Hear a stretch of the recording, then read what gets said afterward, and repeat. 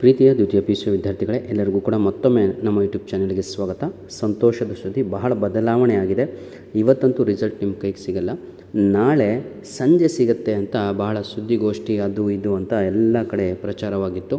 ಆದರೆ ಈ ಒಂದು ವಿಡಿಯೋದಲ್ಲಿ ಸಂಪೂರ್ಣವಾಗಿ ನಾಳೆ ಎಷ್ಟು ಗಂಟೆಗೆ ನಿಮಗೆ ರಿಸಲ್ಟ್ ನಿಮ್ಮ ಕೈಗೆ ಸಿಗುತ್ತೆ ಅಂತ ಸ್ವಲ್ಪ ನೋಡ್ತಾ ಹೋಗೋಣ. ಕರ್ನಾಟಕ ಶಾಲಾ ಪರೀಕ್ಷೆ ಮತ್ತು ಮೌಲ್ಯ ಮಾಪನ ಮಂಡಳಿಯು KSEAB ಈ ಮೊದಲು ಏಪ್ರಿಲ್ 7 ಅಂತ ಹೇಳಿದರು ಫಲಿತಾಂಶ ಪ್ರಕಟಿಸುವ ಬಗ್ಗೆ. ಆದರೆ ಇತ್ತೀಚಿನ ವರದಿಗಳ ಪ್ರಕಾರ ಕೆಲವು ತಾಂತ್ರಿಕ ಕಾರಣಗಳು ಅಥವಾ ಚುನಾವಣೆ ನೀತಿ ಸಂಹಿತೆ ಕ್ಲಿಯರೆನ್ಸ್ ಅಂತ ಹೇಳಿದರೆ, ಎಲೆಕ್ಷನ್ ಇದೆ ಸರ್. ಇಲ್ಲಿ ದಾವಣಗೆರೆ ಜಿಲ್ಲೆಯಲ್ಲಿ ಅವರ ಕಾಲೇಜುಗಳಿದ್ದಾವೆ, ಶಾಮ್ನೂರ್ ಅವ್ರದ್ದು. ಹಾಗಾಗಿ ಎಲ್ಲೂ ಕೂಡ ಪ್ರಚಾರ ಮಾಡುವ ಹಾಗೆ ಇಲ್ಲ, ಅಥವಾ ರಿಸಲ್ಟ್ ಚೆನ್ನಾಗಿ ಬಂದಿದೆ ಅಂತ. ಇವೆಲ್ಲ ಎಲೆಕ್ಷನ್ ಮೇಲೆ ಎಫೆಕ್ಟ್ ಆಗುತ್ತೆ. ಆ ಕಾರಣಕ್ಕಾಗಿ ಪ್ರೆಸ್ ಮೀಟ್ ಕೂಡ ನಡೀತಾ ಇಲ್ಲ, ಹೌದಲ್ವಾ? ಯಾಕಂದರೆ ಸರ್ಕಾರ ಅವ್ರದ್ದೇ ಇರುವುದರಿಂದ. ಹಾಗಾಗಿ ಈಗ ಕರ್ನಾಟಕ ಶಾಲಾ ಪರೀಕ್ಷೆ ಮತ್ತು ಮೌಲ್ಯ ಮಂಡಳಿಯು ದ್ವಿತೀಯ PUC ಫಲಿತಾಂಶ ದಿನಾಂಕವನ್ನು ಅಧಿಕೃತವಾಗಿ ಘೋಷಿಸಿದೆ. ಅಧಿಕೃತ ಅಂದರೆ ಈಗ ಸುಳ್ಳೆ ಗಾಳಿ ಸುದ್ದಿ ಅಂತ ಹೇಳ್ತೀವಿ, ಆ ರೀತಿಯಾಗಿ ಅಲ್ಲ. ಇದು ಅಧಿಕೃತವಾಗಿ ಘೋಷಣೆ ಒಂದು ನಡೆದಿದೆ. ಅದೇನು ಅಂತ ಹೇಳಿದರೆ, ಏಪ್ರಿಲ್ 9 ಅಂದರೆ ನಾಳೆ ನಿಮಗೆಲ್ಲರಿಗೂ ಕೂಡ 100% ನಿಮ್ಮ ರಿಸಲ್ಟ್ ಕೈಗೆ ಸಿಗುವ ಸಾಧ್ಯತೆಗಳು ಬಹಳ ಇದ್ದಾವೆ. ಆಯಿತಾ? ಫಲಿತಾಂಶ ಹೊರಬೀಳಲಿದೆ. ಶಿಕ್ಷಣ ಸಚಿವ ಮತ್ತು ಮಧು ಬಂಗಾರಪ್ಪ ಅವರು ಸುದ್ದಿಗೋಷ್ಠಿ ನಡೆಸಿ ಫಲಿತಾಂಶವನ್ನು ಬಿಡುಗಡೆ ಮಾಡಲಿದ್ದಾರೆ. ಹಾಗಿದ್ರೆ ಅಧಿಕೃತ ಸಮಯ ಫಲಿತಾಂಶ ಪ್ರಕಟವಾಗುವ ದಿನ ಯಾವುದು? ನಾಳೆ ಆಗಿರುತ್ತೆ, 9ನೇ ತಾರೀಕು ಬೆಳಗ್ಗೆ 11 ಗಂಟೆ ಅಂತ ರೆಡಿ ಇದೆ. ಅಂದರೆ 6:15 ಅಂತ ಹೇಳ್ತಾಯಿದ್ರು, ಈಗ ಅದು ಎಲ್ಲಿಗೆ ಹೋಗಿದೆ ಸರ್? ಬೆಳಗ್ಗೆನೇ ನಿಮಗೆ ರಿಸಲ್ಟನ್ನು ಅನೌನ್ಸ್ ಮಾಡ್ತೀವಿ ಅಂತ.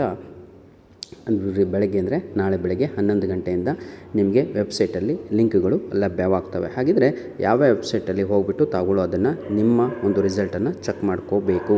ವಿದ್ಯಾರ್ಥಿಗಳು ತಮ್ಮ ಫಲಿತಾಂಶವನ್ನು ಕೆಳಗಿನ ಅಧಿಕೃತ ಅಂದರೆ ಇವೆಲ್ಲ ಗೌರ್ಮೆಂಟ್ ಅಫಿಷಿಯಲ್ ವೆಬ್ಸೈಟ್ ಆಗಿರುತ್ತೆ. ಅಲ್ಲಿ ಹೋಗಿ ಇಲ್ಲಿ ಹೋಗಿ ಬ್ಲಾಗಿಂಗಲ್ಲಿ ವ್ಯಾಟ್ಸಪ್ಪಲ್ಲಿ ಅದು ಇದು ಏನೂ ಅಲ್ಲ ಸರ್.